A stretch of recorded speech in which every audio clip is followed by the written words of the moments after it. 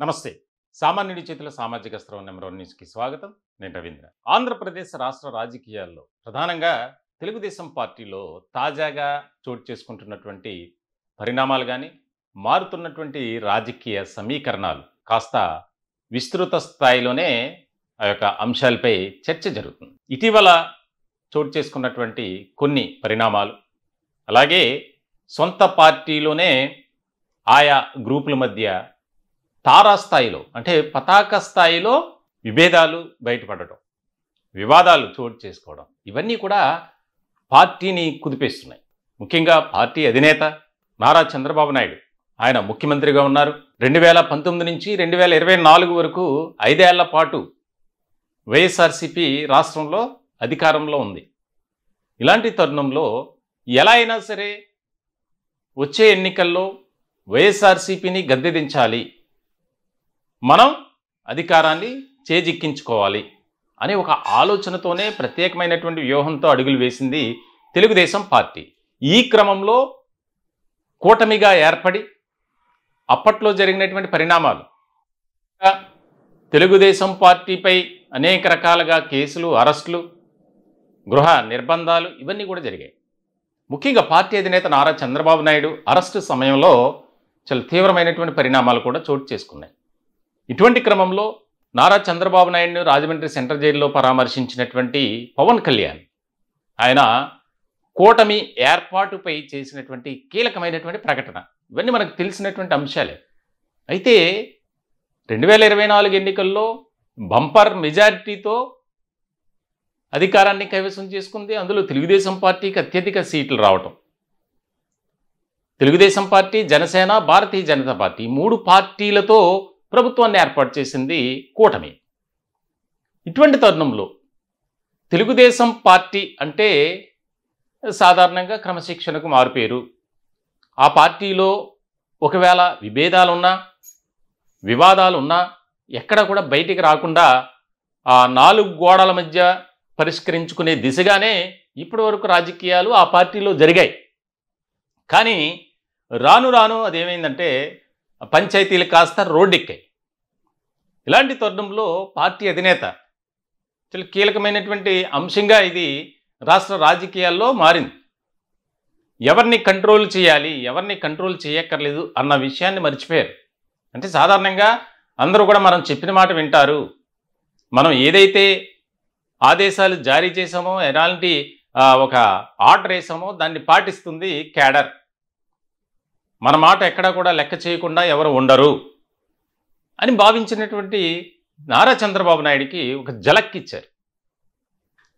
175 నియోజకవర్గాల్లో దాదాపుగా చాలా నియోజకవర్గాల్లో తెలుగుదేశం పార్టీలోనే అంటే సొంత పార్టీలోనే 2 గ్రూపుల మధ్య, 2 వర్గాల మధ్య తీవ్రమైనటువంటి గొడవలు, వివాదాలు, ఘర్షణలు, ఒకరిపై ఒకరు సోషల్ మీడియా వేదికగా ప్రచారాలు చేయటం, ఇవన్నీ కూడా జరిగాయి, జరుగుతూనే ఉన్నాయి. ఇటువంటి క్రమంలో తాజాగా చోటు చేసుకున్నటువంటి పరిణామం, విజయవాడ ఎంపీ కేశినేని చిన్నికి తిరువూరు ఎమ్మెల్యేగా ఉన్నటువంటి కొలికపూడి శ్రీనివాసరావు ఎమ్మెల్యే టికెట్ కోసం ఆయన రికమెండేషన్ చేసి డబ్బులు డిమాండ్ చేశారు, నేను మీకు సీట్ ఇప్పిస్తానని చెప్పి ఆయన బాంబు పేల్చారు. అది మామూలు విషయం కాదు. ఎందుకంటే పార్టీలో ఒక ముఖ్యమైనటువంటి నాయకుడిగా కేశినేని చిన్ని ఉన్నారు. చంద్రబాబు నాయుడు సామాజిక వర్గానికి సంబంధించినటువంటి నేతగా ఆయనకు మంచి గుర్తింపు ఉంది. ఇలాంటి క్రమంలో ఒక ఎస్సీ సామాజిక వర్గానికి సంబంధించినటువంటి కొలికపూడి శ్రీనివాసరావు ఆయన వ్యక్తిగతంగా చాలా మంచి పేరు ఉంది. ఆపదలో ఉన్న వారికి కానీ, డబ్బులు లేక చదువుకొని పిల్లలు ఎవరైతే ఉంటారో వారిని దత్తత తీసుకొని ఆయన సొంత డబ్బులను వెచ్చించి వారిని చదివించడం కానీ, వారికి అనేక రకాలుగా ఉపయోగపడే విధంగా కొలికపూడి శ్రీనివాసరావు ఉన్నారు. గతంలో తెలుగుదేశం పార్టీకి అనుబంధంగా ఉద్యమాలు చేసినటువంటి పరిస్థితి. ఇలాంటి క్రమంలో ఆయన బాంబు పేల్చినటువంటి సందర్భంలో ఇక్కడ ఎలాంటి నిర్ణయం తీసుకోవాలో తెలియనటువంటి పరిస్థితుల్లో చంద్రబాబు నాయుడు ఉన్నారు. తాజాగా ఆయన విదేశాల్లో ఉన్నప్పుడు ఇద్దరిని కూడా క్రమశిక్షణ కమిటీ ముందు హాజరుపరిచారు. దాదాపు 4 గంటల పాటు కొలికపూడి శ్రీనివాసరావు ఇచ్చినటువంటి ఆ యొక్క అంశాలని ప్రాతిపదికన తీసుకొని దానికి సంబంధించి ఒక నివేదిక తయారు చేశారు.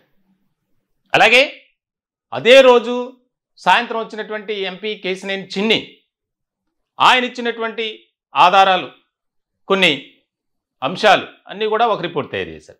ఈ రెండు నివేదికలను కలిపి ఒక సమగ్రమైనటువంటి నివేదిక తయారు చేసి అన్నీ కూడా పార్టీ అధినేత నారా చంద్రబాబు నాయుడికి సబ్మిట్ చేశారు. ఇలాంటి తరుణంలో కొన్ని కీలకమైనటువంటి పరిణామాలు చోటు చేసుకున్నాయి. రైల్వే కోడూరు నియోజకవర్గానికి సంబంధించి ఒక మహిళ తెలుగుదేశం పార్టీ నాయకుడిపై తీవ్రమైనటువంటి ఆరోపణలు. ఆమె ఇప్పటికి కూడా ఏడుస్తూ ప్రెస్ మీట్లు పెడుతుంది. నేను 7 కోట్లు ఇచ్చా అని చెప్పి. సరే, ఆమె టీడీపీలో అవకాశం ఇవ్వలేదు, వేరే పార్టీలోకి వెళ్ళారు. ఇవన్నీ అంటే పార్టీలో ఉన్నటువంటి నేతలపై ఈ రకమైనటువంటి ఆరోపణలు విమర్శలు ఎందుకు వస్తున్నాయి అనేది ముఖ్యమైనటువంటి విషయం. అయితే పార్టీలో ఉన్నటువంటి సాధారణంగా ఏ పార్టీ అయినా ఆ నియోజకవర్గానికి సంబంధించి ఒక అభ్యర్థిని అనౌన్స్ చేస్తే అతని దగ్గర నుంచి ఒక సెక్యూరిటీ డిపాజిట్ లాగా కట్టించుకుంటారు. తర్వాత ఇవ్వటమో లేకపోతే పార్టీకి అతనికి ఖర్చులకు సంబంధించి ఏదో జరుగుతుంది. ఇలాంటి సందర్భంలో ఆమె బయటకు వచ్చి మాట్లాడటం ఇవన్నీ కూడా ఒక రకమైనటువంటి ముప్పేట దాడి పార్టీపై. పార్టీ అధినేత ఎలాంటి నిర్ణయం తీసుకోవాలి, ఎవరిపై ఎటువంటి నిర్ణయం తీసుకున్నా, చర్యలు తీసుకున్నా అది పార్టీపై తీవ్రమైనటువంటి ప్రభావం చూపించేటువంటి అంశంగానే ఉంటుంది అనేది ఆయన ఆలోచన. రాజకీయ వర్గాల్లో కూడా అదే జరుగుతుంది. ఇటువంటి తరుణంలో 48 మంది ఎమ్మెల్యేలు, ఇందులో చాలా కీలకమైనటువంటి పరిణామం. ఆ పార్టీకి ఉన్నటువంటి దాదాపు 130కి పైగా ఎమ్మెల్యేలు ఉన్నారు విజయం సాధించిన వారు. వారిలో 48 మంది మీ పనితీరు బాగోలేదు, ఏ సంక్షేమ కార్యక్రమంలో కానీ అభివృద్ధి కార్యక్రమంలో కానీ ఇన్వాల్వ్ అవ్వట్లేదు, ప్రజలకు చేరువలో ఉండట్లేదు, మీ పనులు మీరే చేసుకుంటున్నారు, అందులోనూ మళ్ళీ అనేక రకాలుగా వివాదాలు, విభేదాలు, అవినీతి అక్రమాలకు సంబంధించినటువంటి ఆరోపణలు మీ మీద ఉన్నాయి. కాబట్టి ఈ 48 మందికి నోటీసులు ఇవ్వండి అని చెప్పి కేంద్ర కార్యాలయ సిబ్బందికి ఆదేశాలు జారీ చేశారు ముఖ్యమంత్రి, పార్టీ అధినేతగా నారా చంద్రబాబు నాయుడు. ఇటువంటి తరుణంలో కొలికపూడి శ్రీనివాసరావుపై చాలా కఠినమైనటువంటి చర్యలు తీసుకోబోతున్నారు అని కొన్ని సోషల్ మీడియా వేదికగా విస్తృత స్థాయిలో ప్రచారం జరుగుతుంది. అంటే ఇద్దరిలో తప్పెవరిది అంటే కొలికపూడి శ్రీనివాస్దే అన్నట్లుగా దాన్ని హైప్ క్రియేట్ చేశారు. కానీ వాస్తవంగా పార్టీ వర్గాల ద్వారా మేము సేకరించినటువంటి వివరాల ప్రకారం చెప్పాలంటే కనుక చర్యలు తీసుకుంటారు. కాకపోతే ఇక్కడ పార్టీకి పరమైనటువంటి అంశం కాబట్టి నిప్పు లేనిదే పొగ రాదు అన్న సామెతల ఆయన ఆరోపణ చేశారంటే ఏదో విషయం ఉంది, లేకుండా ఎవరు ఉత్తిని చేయరుగా. అలా అనుకుంటే ప్రతి ఒక్కరు ప్రతి సామాజిక వర్గానికి సంబంధించి చేయొచ్చు. తెలుగుదేశం పార్టీలో ఎస్సీ, ఎస్టీ, బీసీ, మైనారిటీ వర్గాలకు సంబంధించిన వారు ఎంతమంది ఉన్నారు?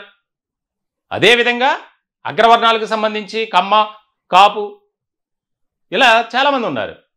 మరి వారిపై మిగిలిన వారు ఎందుకు ఆరోపణలు చేయట్లేదు అనేది పార్టీలో ఒక చర్చ. కాబట్టి ఇక్కడ కేశినేని చిన్ని అతనిది తప్పు ఉంది, అలాగే కొలికపూడి శ్రీనివాసరావు ఆయనది కూడా చాలా మిస్టేక్ ఉంది. ఈ రకమైనటువంటి ప్రచారం ఒక చర్చ జరుగుతుంది. ఇటువంటి తరుణంలో ఎందుకనంటే ఇక్కడ పార్టీ అధినేతగా నారా చంద్రబాబు నాయుడు 2 వర్గాలకు సంబంధించి చాలా కీలకమైనటువంటి నిర్ణయం తీసుకోవాలి. ఆవేశపూరితంగా ఆలోచించి అనాలోచితమైనటువంటి నిర్ణయం ఏదైనా తీసుకుంటే అది పార్టీపై చాలా రిఫ్లెక్ట్ అవుతుంది. ఎందుకనంటే ఒకవేళ ఉదాహరణకు సోషల్ మీడియాలో వస్తున్నటువంటి వార్తలను బట్టి మనం చూస్తే కొలికపూడి శ్రీనివాసరావు మీదే చర్యలు తీసుకున్నారు అనుకుందాం. దానికి సంబంధించి ఎస్సీ సామాజిక వర్గంలో విస్తృతమైనటువంటి స్థాయిలో చర్చ జరుగుతుంది. అంటే ఆయన సామాజిక వర్గం కాబట్టి కేశినేని చిన్నిని ఆయన వెనకేసుకొచ్చారు అనే ఒక నింద అనేది ఖచ్చితంగా పడుతుంది. కాబట్టి ఇరువురితో మాట్లాడి కొలికపూడి శ్రీనివాసరావు అలాగే కేశినేని చిన్ని ఇప్పటికే దాదాపుగా చంద్రబాబు నాయుడు సొంతంగా దానికి సంబంధించి ఒక కీలకమైనటువంటి నివేదిక తెప్పించుకున్నారు.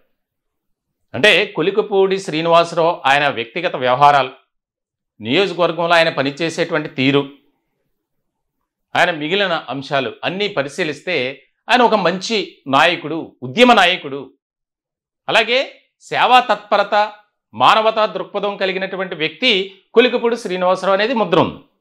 అలా అని చెప్పి కేశినేని చిన్నికి చెడ్డ పేరేం లేదు, ఆయనకు కూడా మంచి పేరే ఉంది.